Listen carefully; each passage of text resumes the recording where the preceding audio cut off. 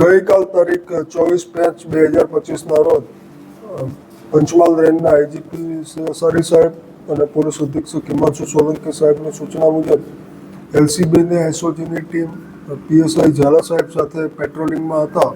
દરમિયાન મોરવા હડફ વિસ્તારમાં તેઓને એક હકીકત મળેલ કે કિસમ પાસે બનાવટી ભારતીય ચલણની નોટો છે, જે આધારે તેઓએ બાતમી હકીકત અન્વયે પંચો સાથે કાર્યવાહી કરી અને વોચ કરતા દરમિયાનમાં બાતમી હકીકતવાળો ઈસમ આવતા જે ઈસમને ઊભો રાખી પકડેલ અને તેની પ્રાથમિક પૂછપરછ કરતા તેનું નામ રઘુવીરસિંહ ઘોડ રહેવાસી મોરવાનો જણાતા તેની ઝડપી કરતાં તેની પાસેથી ભારતીય બનાવટી ચલણની કુલ 361 નોટો મળેલ છે, જે 1,80,500 રૂપિયાની થાય છે. જે બાબતે પ્રાથમિક જે નિષ્ણાતોના અભિપ્રાય લેવાના હોય છે તે અભિપ્રાય મેળવ્યા બાદ સદર ઈસમ વિરુદ્ધમાં મોરવા હડપ પોલીસ સ્ટેશન ખાતે બનાવટી ભારતીય ચલણની નોટો સાથે મળી આવેલ હોય જે અંગેનો ગુનો દાખલ કરાવેલ છે.